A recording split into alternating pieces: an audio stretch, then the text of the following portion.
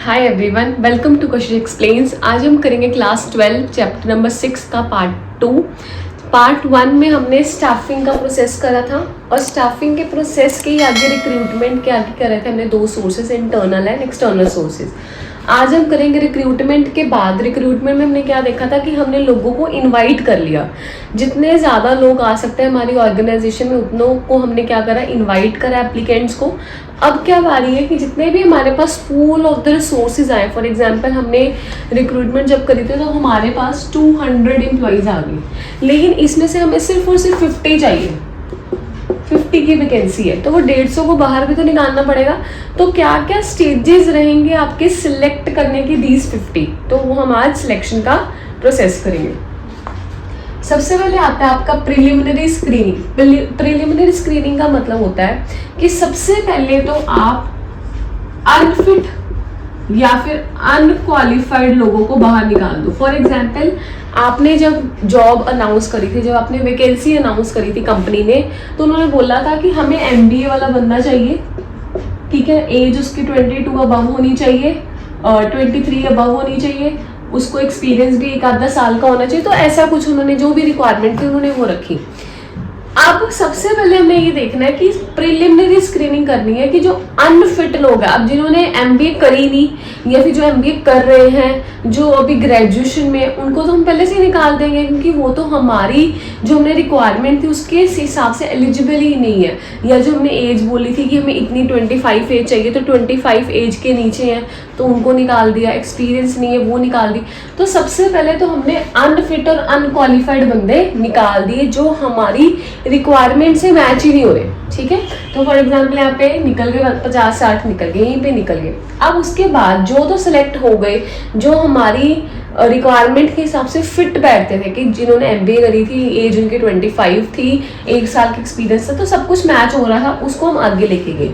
अब सेकंड में आता है हम उनके सिलेक्शन टेस्ट करे जाएंगे, मतलब उनके 5 टाइप्स ऑफ सिलेक्शन टेस्ट होते हैं हमारी ऑर्गेनाइजेशन के सिलेक्शन प्रोसेस में। वो 5 टाइप ऑफ सिलेक्शन प्रोसेस हम करेंगे और इसके ऊपर अलग से भी तुम्हें क्वेश्चन आ जाता है।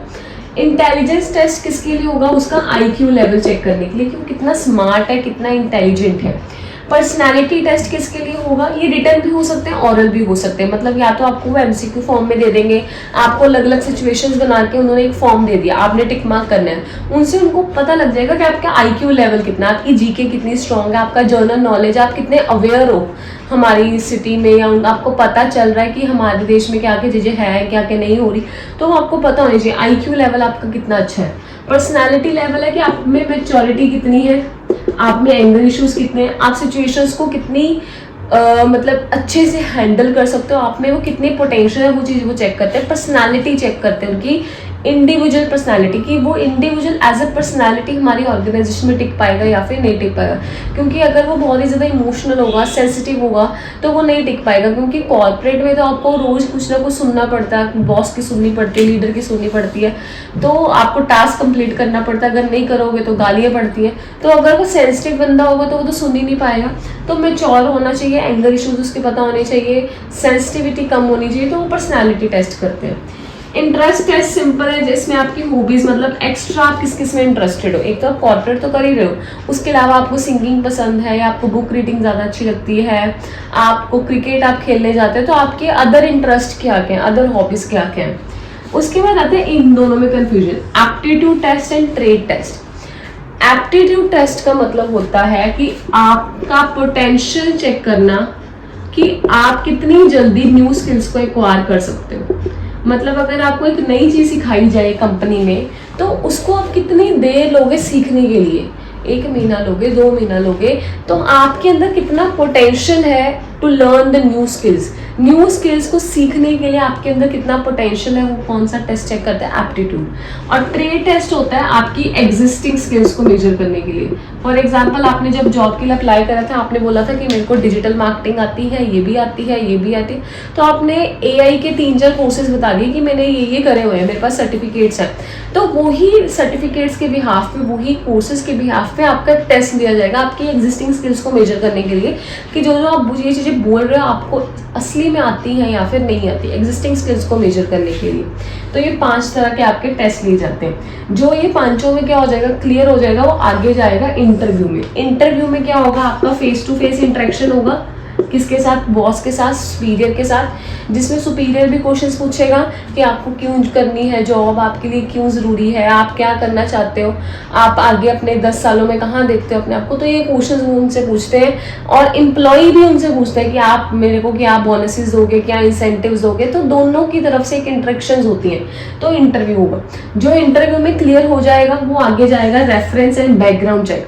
अगर हमें लग रहा है कि ये बंदा सही है, इंटरव्यू में क्लियर हो गया, अब इसकी बैकग्राउंड चेक करी जाएगी कि पहले कौन सी कंपनी से है, वहां पे कोई घपला तो नहीं करके आया, या जिसने इसको रेफर करा है वो कैसा है, क्या बंदा है, कहाँ पे रहता है ये बंदा। तो उसका पूरा बैकग्राउंड चेक करना कि इसकी जो बैकग्राउंड हिस्ट्री है वो सही है या फिर नहीं है। ठीक है, जो बैकग्राउंड में क्लियर हो जाएगा उसका एक सिलेक्शन डिसीजन ले लिया जाएगा कि भाई ये अब जो बंदे हैं ना, ये जो 50 बंदे हमने सिलेक्ट कर लिए, सिलेक्शन डिसीजन ले लिया गया। अब जो 50 बंदे हमने सिलेक्ट करे हैं उनका क्या किया जाएगा, मेडिकल एग्जामिनेशन। जो बड़ी बड़ी कंपनीज होती हैं ना, जब उनको सिलेक्ट करा जाता है कोई भी एम्प्लॉय को, कोई भी बंदे को, तो उसको एक मेडिकल की लिस्ट देते हैं कि वो ये टेस्ट है वो आप अपने करवा के लेके आओ और हमें कंपनी को सबमिट करो, ताकि हमें ये पता लग सके वो जो एम्प्लॉय है, वो जो इंडिविजुअल है, वो फिजिकली भी फिट है या फिर नहीं है। वो कंपनी ही उनको बताती है कि ये टेस्ट वगैरह करवा के लेके आओ, तो वो आपको वो करवाने पड़ते। तो मेडिकल एग्जामिनेशन, जो मेडिकल एग्जामिनेशन में क्लियर हो जाएगा उसको क्या मिलेगा, job offer, which means appointment letter आपको मिल जाएगा कि आप इतनी तारीख से इतने टाइम से आप रिपोर्ट कर सकते हो हमारी कंपनी में, ये आपकी डेजिग्नेशन है, ये आपका टाइम है, ये आपका ये है। तो आपको वो प्रॉपर सब कुछ बता देंगे, आपको अपॉइंटमेंट लेटर दे दिया जाएगा। लास्टली कॉन्ट्रैक्ट ऑफ एम्प्लॉयमेंट बनेगा। 2 तरह के कॉन्ट्रैक्ट बनते हैं, एक होता है एटेस्टेशन फॉर्म, एक होता है contract of employment. Attestation form में सारी की सारी इन्फॉर्मेशन किसके बारे में दी होती है, कैंडिडेट के बारे में। कैंडिडेट का नेम क्या है, कैंडिडेट का एड्रेस क्या है, कैंडिडेट कहाँ रहता है, वो सब कुछ उसमें दिया रहता है कैंडिडेट के बारे में। कॉन्ट्रैक्ट ऑफ एम्प्लॉयमेंट का मतलब है कि वो जॉब के बारे में बताते हैं कि जॉब टाइटल क्या है, क्या लीव रूल्स होंगे, क्या उसके वर्किंग आवर्स हैं, अगर वो एब्सेंट होगा तो क्या होगा, उसकी क्या ड्यूटीज हैं, क्या रिस्पॉन्सिबिलिटीज है, सब कुछ जॉब के बारे में लिखा होगा। तो this is the selection process. सबसे पहले स्क्रीनिंग करेंगे, अनफिट लोगों को बाहर निकाल देंगे, 5 तरह के टेस्ट लेंगे, इंटरव्यू किया जाएगा, बैकग्राउंड चेक करी जाएगी, सिलेक्शन डिसीजन लिया जाएगा, मेडिकल एग्जामिनेशन करा जाएगा, जॉब ऑफर करी जाएगी और कॉन्ट्रैक्ट ऑफ एम्प्लॉयमेंट। क्लियर है। उसके बाद हमारे पास आता है, पहले रिक्रूटमेंट हो गया, फिर सिलेक्ट करा, सिलेक्ट करने के बाद उनको हम क्या देंगे, training and development. Training and development में क्या होता है, ट्रेनिंग हमारी करंट परफॉर्मेंस को इम्प्रूव करने के लिए होती है और डेवलपमेंट हमारी फ्यूचर परफॉर्मेंस को इम्प्रूव करने के लिए होती है। इसमें हमारे पास 2 टॉपिक्स करने हैं हमने। एक तो बेनिफिट्स का टॉपिक है कि अगर हम ट्रेनिंग देंगे अपने एम्प्लॉयज़ को तो उसका फ़ायदा हमारी ऑर्गेनाइजेशन को क्या होगा और उसका फ़ायदा एम्प्लॉयज़ को क्या होगा। और इसके हमारे पास आते हैं मेथड्स, जो इसके बाद हम स्टडी करेंगे। ठीक है, पहले देखो हमारे बेनिफिट्स, ऑर्गेनाइजेशन को क्या क्या बेनिफिट्स होंगे। एक तो सिस्टमेटिक लर्निंग होगी, मतलब कि हिट एंड ट्रायल मेथड से बहुत ज़्यादा अच्छा मेथड है ये, कि हमने उसको प्रॉपर ट्रेनिंग दी है, बार बार हिट एंड ट्रायल नहीं करेंगे, पहले ये करके देख लो, फिर ये करके देख लो, फिर ये करके देख लो, प्रॉपर एक काम के लिए उसको ट्रेनिंग देंगे, सिस्टमेटिक लर्निंग होगी।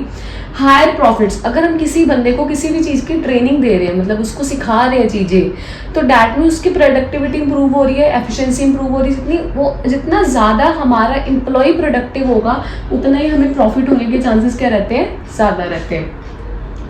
फ्यूचर मैनेजर्स को हम इक्विप करते हैं, मतलब अगर हम उसको आज सिखाएंगे तो वो आगे आने वाले कल के लिए प्रिपेयर कर रहे हैं उसको। रिड्यूस द एब्सेंटिज्म, अगर हम उसको ट्रेनिंग देंगे, सिखाएंगे चीज़ें, तो एब्सेंटिज्म कम होगा और लोग एम्प्लॉयज़ कंपनी को छोड़ के भी कम जाएंगे, टर्नओवर कम रहेगा। Effective response to environmental changes, अगर हम उसको प्रॉपर ट्रेनिंग दे रहे हैं तो अगर बाहर की दुनिया में कोई चेंज आ रहा है तो उसको वो ईजिली क्या कर सकता है, अडेप्ट कर सकता है, इफेक्टिव रिस्पॉन्स उसको दे सकता है, डरेगा नहीं उसको देख के। अब एम्प्लॉयज़ के लिए क्यों ज़रूरी है, उनका करियर अच्छा हो जाएगा, मतलब उनको ग्रोथ मिलेगी, फ्यूचर ग्रोथ मिलेगी, अर्निंग्स उनकी बढ़ेगी। अगर जितना ही ज़्यादा उनको ट्रेनिंग देगी उतना ही वो प्रोडक्टिव होंगे, उतना ही अगर प्रॉफिट ज़्यादा हो रहा है कंपनी को तो उनकी भी अर्निंग क्या हो रही है, ज़्यादा हो रही है। More efficient to handle machines, अगर हम उसको किसी भी चीज़ को एम्प्लॉयज़ को सिखाएंगे तो उतने ही अच्छे से वो मशीन्स को हैंडल करेंगे। अगर हम उसको नहीं सिखाएंगे तो वो गलतियाँ बार बार करेंगे। इंक्रीज द मोरल, उनका मोटिवेशन लेवल क्या हो जाएगा, इंक्रीज हो जाएगा, सेटिस्फेक्शन लेवल इंक्रीज हो जाएगा। ये बहुत ईजी टॉपिक है तो बच्चे इसको छोड़ के चले जाते हैं कि ये तो कर लेंगे, देखा जाएगा, लेकिन ये ऐसा टॉपिक है जो आ जाता है आपके एग्जाम्स में, स्पेशली फॉर सितंबर में, कि वो पूछ लेते हैं, क्योंकि अंडररेटेड टॉपिक्स होते हैं कुछ आपके पूरे सिलेबस में ना, कुछ अंडररेटेड टॉपिक्स हैं जिनके ऊपर हम ध्यान नहीं देते बट वो आ जाते हैं पेपर में। ये उनमें से एक है benefits of training to organisation and employees. तो इसको आपने छोड़ के तो बिल्कुल जाना ही नहीं है, आपके सितंबर के लिए भी और बोर्ड्स के लिए भी, क्योंकि अगर ये आ गया तो आपके फ्री के नंबर है, इजी वाला क्वेश्चन है, इसमें आपको कोई आइडेंटिफाई नहीं करना, आपको सिर्फ ये हेडिंग्स को अच्छे से लर्न करना है, ठीक है। उसके बाद आता है हमारे पास मेथड्स ऑफ ट्रेनिंग। दो हमारे मेथड्स हैं, on the job method, of the job method. On the job का मतलब होता है कि हम किसी भी बंदे को ट्रेनिंग दे रहे हैं ऑन द जॉब, मतलब कि काम करते करते, on the work floor which means learning while doing, वो सीख रहा है, काम करते करते सीख रहा है। और ऑफ द जॉब का मतलब होता है away from the work place which means learning before doing. पहले उसको प्रॉपर सिखाया जाएगा 3 महीने, फिर उसको काम पे डाला जाएगा, that is off the job method, ठीक है। तो इसका मीनिंग हो गया लर्निंग वाइल डूइंग, इसका हो गया लर्निंग बिफोर डूइंग। ट्रेनिंग, इसमें ट्रेनिंग कौन देता है, सुपीरियर सबॉर्डिनेट को। फॉर एग्जांपल जिसके अंडर वो काम कर रहा होगा वही उसको सिखाएगा, लेकिन यहाँ पे हम एक्सपर्ट्स भी हायर कर लेते हैं, क्योंकि ये काम के जगह से अवे सिखाया जाता है, पहले उसको सिखाया जाता है फिर उसको नौकरी पे डाला जाता है, तो एक्सपर्ट्स को हायर करा जाता है। कॉस्ट, इसमें कम कॉस्ट लगेगी क्योंकि वो काम करते करते सीख रहा है, यहाँ पे एक्स्ट्रा कॉस्ट लगेगी। अगर कॉस्ट कम है तो टाइम भी क्या लगेगा, कम लगेगा, इसमें टाइम ज़्यादा लगेगा। नेचर ऑफ जॉब कैसे, सिंपल, जैसे कि आप देखोगे आपके घर पे कभी भी कोई प्लम्बर आता है, कोई इलेक्ट्रिशियंस आते हैं ऐसे वाले, तो उनके साथ एक हेल्पर ज़रूर होता है जो उनको सब देख भी रहा होता है कि वो कैसे कर रहे हैं, वो काम नहीं कर रहा होता, वो एक्चुअल बंदे को देख रहा होता है और उनकी हेल्प कर रहा होता है, उसको वो साथ साथ बताते हैं कि इसको ऐसे करते हैं, इसको ऐसे करते हैं, वो देख उसको ऑब्जर्व कर रहा है मेन वाले बंदे को। तो वो इनके लिए होता है, प्लम्बर्स हो गए, इलेक्ट्रिशियंस होंगे, उनके साथ एक बंदा ऐसा होगा जो साथ साथ सीख रहा होगा। उनको पैसे मिलते हैं, पैसे को उनको देते हैं, लेकिन इतने नहीं देते कि उनकी तनख्वाह जितने हो जाए, क्योंकि वो लर्निंग पीरियड में, वो ट्रेनिंग पीरियड में, कि जब तक उसको काम करना आ जाएगा फिर उसको पक्का अपनी सैलरी पे रख लेंगे, ठीक है। तो इलेक्ट्रिशियंस हो गए, प्लम्बर्स हो गए, तो सिंपल जॉब के लिए। ये किसके लिए, कॉम्प्लेक्स, ये इसका कीवर्ड है, सोफिस्टिकेटेड मशीनरी, मतलब अगर कोई हाईली एक्सटेंसिव इक्विप्ड मशीनरी को अगर हमें चलाना है, वो काम करना है, तो उसके लिए पहले हमें ट्रेनिंग लेनी पड़ेगी, ताकि हमें कोई भी गलती ना हम कर दें, ठीक है, कुछ भी गलती ना हो जाए। तो सोफिस्टिकेटेड मशीनरी के टाइम पे आपको कौन सा मेथड अप्लाई होता है, ऑफ द जॉब। अब इनके कुछ सब हेड्स होते हैं। ऑन द जॉब में हमारे पास 3 आते हैं। अप्रेंटाइसशिप, अप्रेंटाइसशिप का यही सेम मीनिंग है जो ऑन द जॉब का मीनिंग है, आप बुक से जो रीड कर लेना, यही सेम चीजें लिखी हुई हैं जो ऑन द जॉब का मीनिंग है, वही सेम मीनिंग अप्रेंटाइसशिप का है। अगर आप बोलोगे कि पेपर में कैसे लिखना है, पेपर में जब आपको आएगा ना, तो आपको आएगा कि identify the method of training, तो आपको इनमें से जवाब देना, ये 3 हो गए और ये 1 होगा, इन चारों में से आपको जवाब देना है।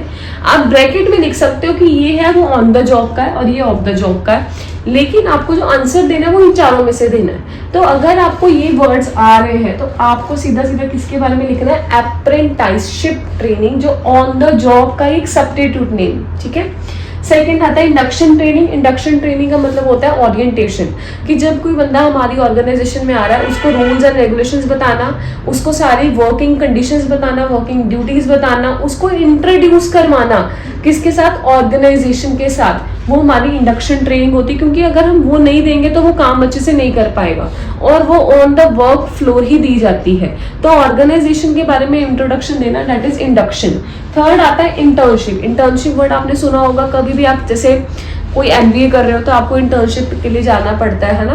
तो जब आप एजुकेशन इंस्टीट्यूशन से किसी भी कंपनी में जॉब करने जाते हो, वो आपको सैलरी नहीं देते, वो आपको एक स्टाइपेंड देते, छोटा सा अमाउंट देते कि आप सीख रहे हो भी, वो आप काम नहीं कर रहे, लेकिन फिर भी आप काम करते करते सीख रहे हो, साथ ही में आपको 4-5 महीने बाद वहीं पे क्या लग जाती है, आपकी जॉब लग जाती है। तो internship training is also part of on the job.